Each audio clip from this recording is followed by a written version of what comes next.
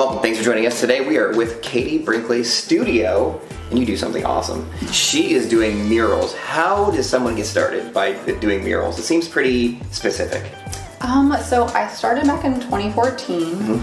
There was a previous teacher of mine who bought this really old jail cell. Really? Yeah, it was in the alley behind Main Street. Okay. And she converted it to a boutique hotel. That's pretty cool. And then she wanted artists to do murals all through the alley. Really? That's neat. And so I got to do one, and I was like, oh my gosh, this is really cool. What was your first one? What'd you do? What was it of? It was actually inspired by my mission work I do in Zambia. Okay, awesome. So it's kind of impact the world. Gotcha. Is the inspiration. So after doing that project, I thought, okay, this is really cool. I've always been an artist my entire life. And then I just started looking into it more and getting more and more mural opportunities. And now I've been doing it for over a decade. Nice. That's amazing. So, I mean, some of the stuff we see here is yours as well, right? Yes, so I do small artwork as well. But murals are where I really get excited.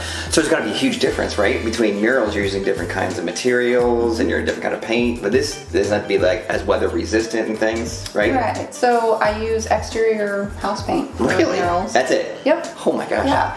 And then for smaller works, I do a lot of mixed media, acrylics. I like the back and forth, so I get to use smaller ideas that I wouldn't be able to do on a large scale, and then for murals I can kind of think big. Gotcha. So when someone comes to you and wants to do a mural, like how do you get started? You won't just like know automatically what you're going to do, right? You sit down and talk to them for a little while? Right. So my process is meeting with the person and looking at the wall, talking about what their initial ideas are. I take measurements, and then I take photos with my phone. Okay. And I do all of my sketches digitally. So that's neat. It's on the photo of the wall, so that you get a real picture of what it's going to look like. That is really cool. And then I also can do a lot of adjustments. So if someone says, oh cool, I like this, but you know, this pink, could you make that red? It's easy to adjust digitally rather than on paper. Because that would have to be, for me, that's the toughest part. Like, yes, you have a star, but how wide, how big? That's got to be difficult. That's a lot of math. A lot of math. That is pretty neat. I've actually talked with kids before about murals. I'm like, hey, remember when you don't like math? Remember, you do get to use it for other things as well. Artists and math, usually those are pretty opposite. That's neat. All right, so you do the photos and do the mural. So I'm assuming then too, like the price point and so forth is going to be very customized, right? Right. Yeah. Right. It depends on the type of wall material, like brick or cinder block. It's a lot more difficult. Really? If it's inside on drywall, that's a lot more simple. So that kind of adjusts the price point. So like cinder block just soaks up the paint more? Absolutely. Okay. Yeah, that makes sense. Stucco is pretty difficult too. Oh yeah. But I've painted on brick, stucco, metal, wavy metal. That's always interesting. Wavy metal? Yeah, especially for straight lines, it's kind of hard to do. That's pretty awesome. All right, so so when people want to get a hold of you and want to get an estimate, where can they find information about you? So you can check out my website, kbrinkleyart.com. Okay. I'm on Facebook and Instagram at kbrinkleyart. And you get to see, like, I've seen a few of those, not just the artwork, but like you fast forward the process. Yeah, I try to remember to do like time-lapse videos. Time-lapse, those are so awesome. Because it makes it more engaging. Yeah, those are really cool. All right, so you have the art and you have the murals, but you also do some volunteer work and charity work. Right. Yeah, okay. So my first profession was as a prosthetic and orthotic clinician. Yeah, so we talked about that. I'm like, how do you connect prosthetics with the art? That was a neat connection. I know.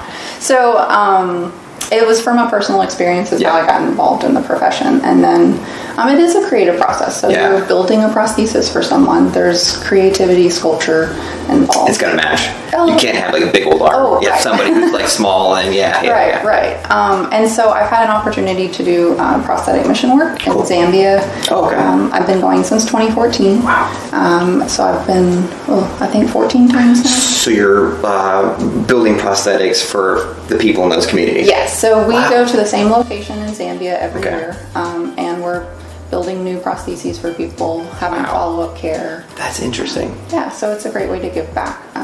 So if people wanted to donate and so forth, get information, is there a place they can go for that? Absolutely. So we have a website, prostheticpromisesinhisname.org. Wow. We're also on Facebook and Instagram as well. That is amazing. And here's probably pictures and examples and the mission statement, all that stuff's there. Absolutely. Wow, that's awesome. And we are a nonprofit, a 501c3. That's so many cool things going on there. All right, so make sure you follow her on social media because you got to see these murals. They're all over, and they're even Calvert County. You just did one here in North Beach recently. Absolutely. Yep. It's actually right across the street from Artworks at 7th Gallery. Yeah. So you have that one, and you've done some for Parks and Rec, and you've done a lot of work around the area. So make sure you go check those out, especially the time-lapse ones. I find those the most interesting.